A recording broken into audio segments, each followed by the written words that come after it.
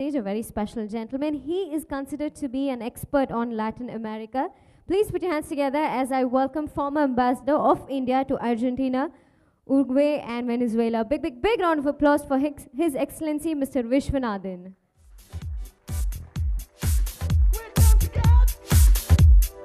Thank you, sir, for joining us today. I request you to kindly address the gathering.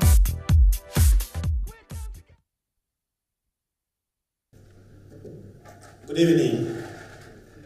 Vanakkam. Buenas tardes. Embajador Castillo y señora, bienvenido a Guatemala. Some of you in this audience may not know that much about Guatemala. Understandable. But many people in Bodi Nayakanur know a lot about Guatemala. Bodi Nayakanur is a small town in Theni district of Tamil Nadu. Not only they have knowledge about Guatemala, they keep track of what is going on in Guatemala on a weekly basis. Because what happens there, rain or floods or drought, it affects the income of the people of Bodi Nayakanur. You know the reason?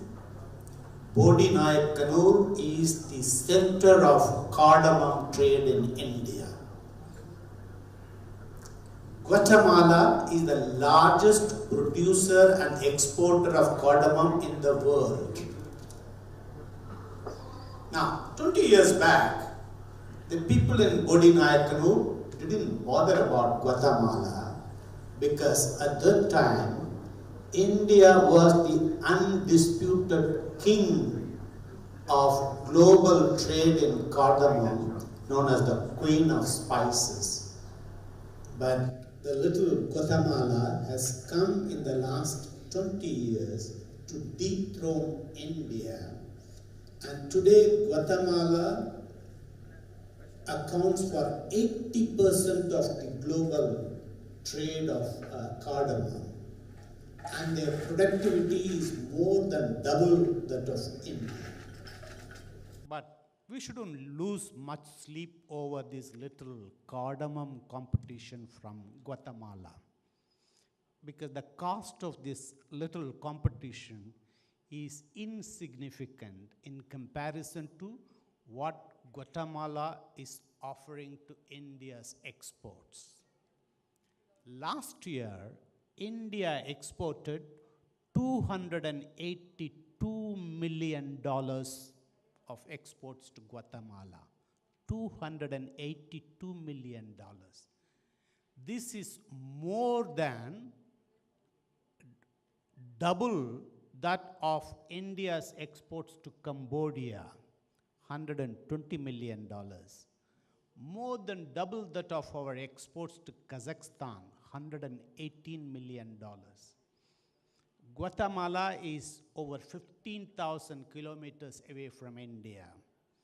Cambodia is 3,500 kilometers. Kazakhstan is 1,500 kilometers. And our exports keep growing. Now, some of you might have read international news and wonder, what about the risks of doing business in Guatemala? Political, economic, security risks. But I would like to tell you that the biggest risk of doing business with Guatemala now is falling in love. Ask Vivek. His brother went to Guatemala to export pharmaceuticals of Caplin Point, and he promptly fell in love with a Guatemalteca, married her, has children, and settled there happily. Recently, there was a Tamil author called Navina Alexander, wrote a book. The title is Ten America Tamizhargal. Ten America Tamizhargal, South American Tamils. He found a lot of similarities between Tamil culture and the Mayan culture of Guatemala. But like some of our Tamils who are given to exaggeration and a lot of imagination, he claims that the Mayans are actually Tamils. But I found one similarity between the Maya philosophy of Tamil Nadu and the Mayan philosophy of Guatemala. Ulage Mayam, Varve Mayam, Nankanda Sukhame Mayam, Mayam, illusion. And there is this famous Guatemalan singer called Ricardo Arjona. He's a singer, songwriter, and a profound thinker. He has written a song, Acompáñame a estar solo. Acompáñame al silencio de charlar sin las palabras. Acompáñame a abrazarnos sin contacto. Which means, he's talking to his beloved. Accompany me, join me to be alone.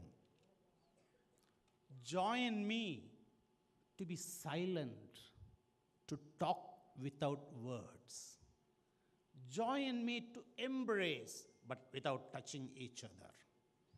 Does it not sound like the Maya philosophy of Tamils? Illusion. Let me put Guatemala in the larger perspective of Central America and Latin America. Central America is the biggest country and market in Central America, which has 60 million population, in comparison to Tamil Nadu, which has got 80 million. But the GDP of Tamil Nadu is $220 billion, and Central America is $360 billion, which means their per capita income is double that of Tamil Nadu, $6,000, here it is $3,000.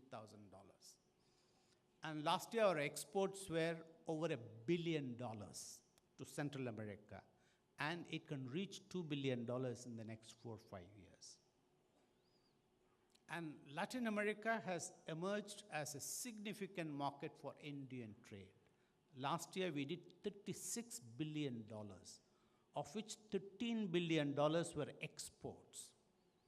You would be surprised to know that the number one item of India's exports to Latin America are vehicles, cars and motorcycles.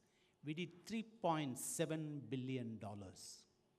And guess which is the number one destination for the global export of vehicles of India? Mexico, $2 billion. And even to Guatemala, we exported $54 million of motorcycle. And again, I want to give you a comparison.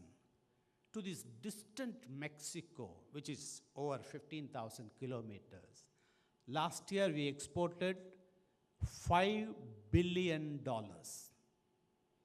Now, this is more than India's exports to the neighbors, Indonesia, Thailand, or Iran, or our traditional trading partners, Korea, or Japan, Canada, or Russia.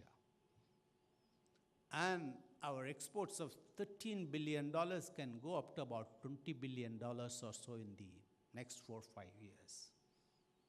I would like to compliment Mr. Parthiban here, the founder of Kaplin Point. He was one of those Indian entrepreneurs, pioneers in opening Latin America for India.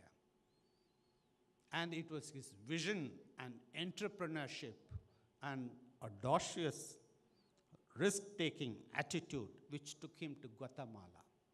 Thanks to him, today, 90% or over 90% of the exports of pharmaceuticals of Kaplin Point go to Latin America.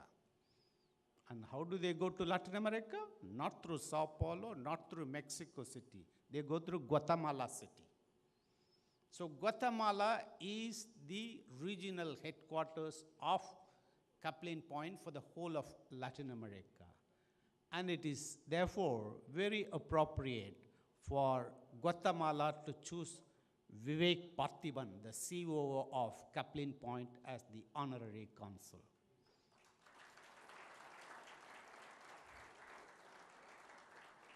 His company has the greatest stake in Guatemala and Indo-Guatemalan relations. Not only business, but family too.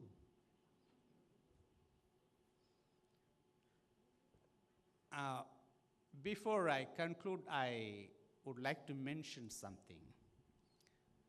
There is something which India can learn from the little Guatemala. The Guatemalan constitution has a provision to prevent dynastic succession of presidents. The constitution says that immediate relatives of the president, son, daughter, son-in-law, daughter-in-law, sister, brother, none of them can stand for the presidential elections immediately after the president. And even the president himself cannot be re-elected immediately. He has to wait for 4 years. But then, you also have smart people like Sasikala in Guatemala. There's a lady called Sandra Torres. She was the wife of President Alvaro Colom, who was the president in 2011. Very ambitious woman. She wanted to become president after her husband. So what did she do? She divorced him. A few months before the campaign, she divorced and said, oh, he's not my relative, so I'm going to stand for elections. And she said, in the history of the world, I am the first woman to divorce her husband to marry the country.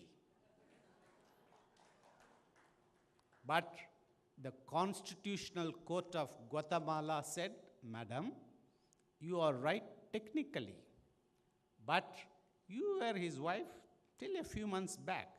So in spirit, it is a violation of the Constitution. So you can't. So they rejected her. So she had to wait for another 4 years. And she contested again in 2015. By the time she had lost her clout, and she lost the election too. Maybe Ambassador Castillo can tell us the secret how we can do in Tamil Nadu and in India. Thank you.